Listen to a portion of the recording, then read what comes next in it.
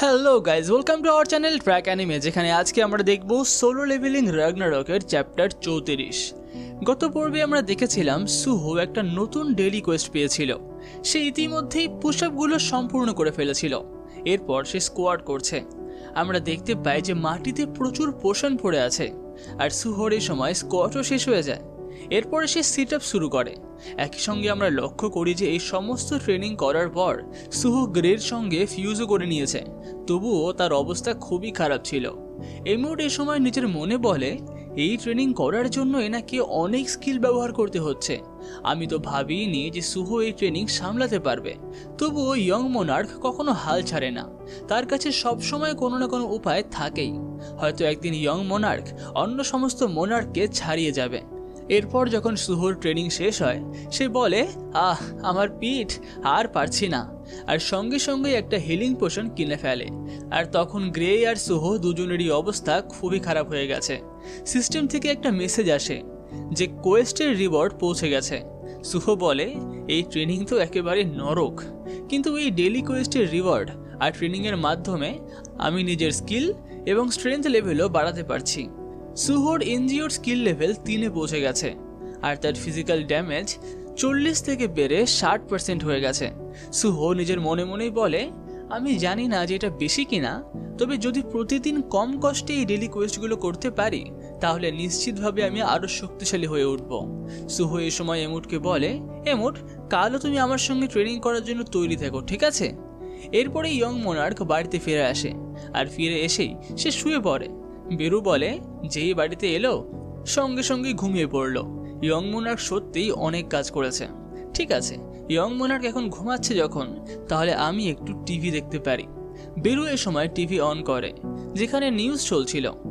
Hunter association এয়ারপোর্টের dungeon ব্রেকের ঘটনাকে কেন্দ্র করে কিছু নতুন নিয়মাবলী প্রণয়নের ঘোষণা দিয়েছে।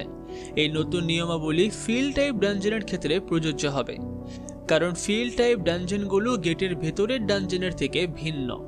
এগুলোতে বারবার মনস্টারের ম্যাজিক এসেন্স এবং ক্রিস্টাল পাওয়া যায়। তাই ফিল্ড টাইপ ডানজনের অধিকারের রাইটস প্রাইভেট গিল্ডদেরকে দেওয়া হয়, এবং এতে তারা অনেক লাভবান হয়। তবে এই ঘটনাকে কেন্দ্র করে হান্টার অ্যাসোসিয়েশন এবং গ্রিম রিপার গিল্ড সহ অন্যান্য গিল্ড দ্রুতই ব্যবস্থা গ্রহণ করবে, কারণ তাদের কাছে প্রচুর উচ্চ স্তরের ফিল্ড টাইপ ডানজন আছে। এই বিষয়ে একটা নোটিশ লি মিনসাংয়ের কাছে পৌঁছায়, আর সবকিছু দেখে সে বলে, এটা কি হচ্ছে? হান্টার অ্যাসোসিয়েশনের এজেন্ট লি মিনসাংয়ের কাছে এসে বলে, লি মিনসাং, গ্রিম রিপারের কাছে অনেক ফিল্ড টাইপ ডানজন রয়েছে। আমরা এগুলো এমনিতে ছেড়ে দিতে পারি না, এতে বিশ্বে অনেক ক্ষতি হতে পারে।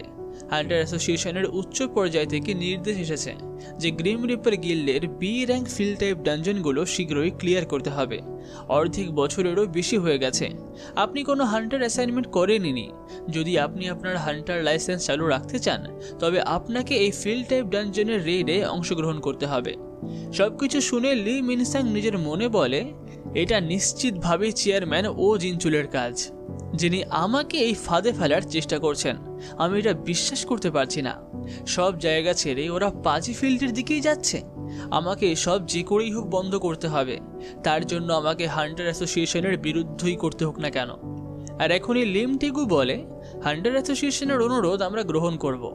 যে কথা শুনে হান্টার অ্যাসোসিয়েশনের এজেন্ট খুশি হয়ে বলে, আপনাকে অনেক ধন্যবাদ। আর লিম টেগু বলে, হান্টার অ্যাসোসিয়েশন যখন বলেছে, তখন তো আমাকে এদের কথা মানতেই হবে, তাই না? তার এই কথায় লি মিনসাং তো অবাক হয়ে যায়, আর ভাবতে থাকে, এই লিম টেগু, এই আমার কাজে বাধার সৃষ্টি করছে। এরপরে এজেন্টরা যখন চলে যায়, তারা যাওয়ার সময় বলে যায় যে হান্টার অ্যাসোসিয়েশন পাজি ফিল্ড টাইপ ডানজনে রেড পাঠাচ্ছে।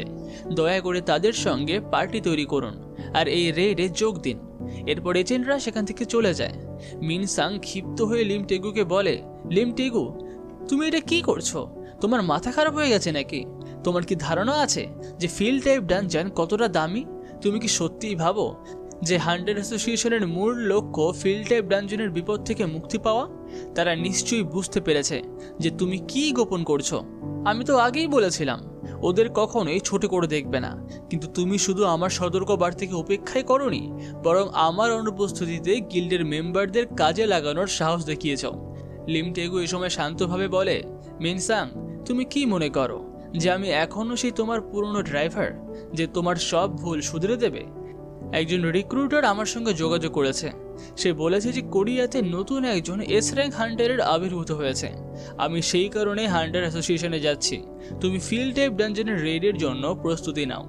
মনে রেখো, হয়তো তুমি এখনও সবকিছু ঠিক করতে পারো, শুধু এবার তোমার সেরাটা দাও আর কোনো কিছু গোলমাল করার চেষ্টাও করো না।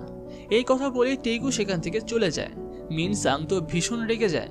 সে নিজের মনে মনেই বলে, আরও একজন এস র্যাঙ্কের হান্টার, সব কটা শয়তান। এস র্যাঙ্ক হয়ে এরা লাকি হয়ে যাচ্ছে। সেই এলিয়ানের সন্তান যে কবে গ্রো করবে, কখন যে ওর আরেকটা ফ্রেগমেন্ট আসবে, এই টেগুকে শেষ করবে কত তাড়াতাড়ি আমি তাই ভাবছি। তখনই মিনসাং এর মোবাইলে নতুন এস র্যাঙ্ক হান্টারের ছবি আসে। সেই ছবিটা দেখে সে চমকে ওঠে। ছবিতে থাকা ব্যক্তি আসলে সেই ফ্রেগমেন্ট। মিনসাং থেকে চিনে ফেলে এবং ভীষণ আনন্দিত হয়। সে বলে, আরে এ তো আমারই লোক, এ নিশ্চয়ই কিছু ইন্টারেস্টিং করবে। এরপরেই আমাদেরকে দেখানো হয় হান্টার অ্যাসোসিয়েশনে, যেখানে নতুন এস র্যাঙ্ক হান্টারকে দেখতে সবাই খুবই উত্তেজিত। চুইজং এখন তার কাছে গিয়ে বলে, হান্টার পার্ক ডোজন, নতুন এস র্যাঙ্ক হান্টার হওয়ার জন্য আপনাকে অনেক অভিনন্দন। আমরা কি আগে কোথাও দেখা করেছি? আমার মনে হচ্ছে আমি আপনাকে আগেও কোথাও দেখেছি। পার্ক ডোজন হেসে উত্তর দেয়, না না, আমরা আগে কখনো দেখা করিনি, তবে আমি আপনার সম্পর্কে জানি। চুইজং বলে, ও মাফ করবেন, তাহলে আমি আপনাকে হয়তো অন্য কারোর সঙ্গে গুলিয়ে ফেলছি। যাই হোক, এই প্রসঙ্গ ছাড়ুন, আপনি কি আমার সঙ্গে আমার হান্টার গিল্ডে জয়েন করতে চান? পার্ক ডোজন উত্তর দেয়, আপনার প্রস্তাবের জন্য ধন্যবাদ, কিন্তু আমি ইতিমধ্যেই একটা গিল্ডের সঙ্গে চুক্তি করার সিদ্ধান্ত নিয়েছি, তাই আমি আপনাদের সঙ্গে যোগ দিতে পারবো না। এই সময় আমরা দেখি যে লিম টেগু সেখানে এসে উপস্থিত হয়। আমাদের জানানো হয় যে পার্ক ডোজন অন্য কোথাও নয়, বরং গ্রিম রিপার গিল্ড অর্থাৎ লিম টেগুর সঙ্গে যোগ দিতে চায়। এরপরেই আমরা এক সপ্তাহ পরের পাজি ফিল্ড ডানজনের ঘটনা দেখতে পাই। এখানে আমরা হান্টার অ্যাসোসিয়েশনের অনুরোধে রেডে যোগ দিতে আসা এ র্যাঙ্ক হান্টার বাইক মিনোকে দেখি। মিহো এখন মিনসাংয়ের দিকে তাকিয়ে বলে, আমি এখানে পাজি ফিল্ডের রেডে অংশগ্রহণ করতে এসেছি। আমি বাইক মিহো, হান্টার অ্যাসোসিয়েশনের পক্ষ থেকে আমি হোয়াইট টাইগার গিল্ড থেকে এসেছি। মিনসাং বলে, আমার নাম মিনসাং, তবে মনে হচ্ছে যে ফিল্ড টাইপ ডানজন তোমার জন্য একটু বেশিই কাজ হয়ে গেছে, তাই না? মিহো হেসে বলে, না না, একেবারেই তা নয়, এটা তো স্বাভাবিক সাহায্য। মিহো নিজের মনে মনেই ভাবে, হয়তো মিনসাং অত ভালো অভিনেতা ছিলও না, কিন্তু মিনসাং পুরোপুরি মগ্ন। ভেতরে ভেতরে তার অবস্থা খুবই খারাপ, তবুও সে বাইরে খুবই কৃত্রিম ভদ্রতার সঙ্গে অভিনয় করছে। যাই হোক, পাজি ফিল্ড টাইপ ডানজনে যা কিছু ঘটছে, আজ সবকিছুই প্রকাশিত হবে। আমি নিজেই তার মুখোশ খুলে ফেলব। এদিকে আরেকটা অস্বাভাবিক জিনিস হয়ে গেছে। নতুন যে এস র্যাঙ্ক হান্টারটা গ্রিম রিপার গিল্ডে জয়েন করেছিল, মানে সেই গডের ফ্রেগমেন্ট, সেও এখন পাজি ফিল্ডে এসেছে রেড করার জন্য। মানে কিছু তো একটা এখানে হবেই। আর এরপরেই আমরা দেখতে পাই এই পার্টির মাইনিং টিমকে, যার লিডার সবাইকে কোদাল নেওয়ার। এখানে আমরা স্পষ্টতই সুহোকে দেখতে পাই, সে মাইনিং টিমে যোগ দিয়েছে। আর এখানে শেষ হয় চ্যাপ্টার 34। পুরো ভিডিওটি ভালো লাগলে ভিডিওটিকে লাইক, কমেন্ট, শেয়ার অবশ্যই করবেন। আর পরবর্তী দেখার জন্য চ্যানেলটিকে সাবস্ক্রাইব অবশ্যই করে রাখবেন। তাহলে দেখা হচ্ছে পরবর্তী পর্বে।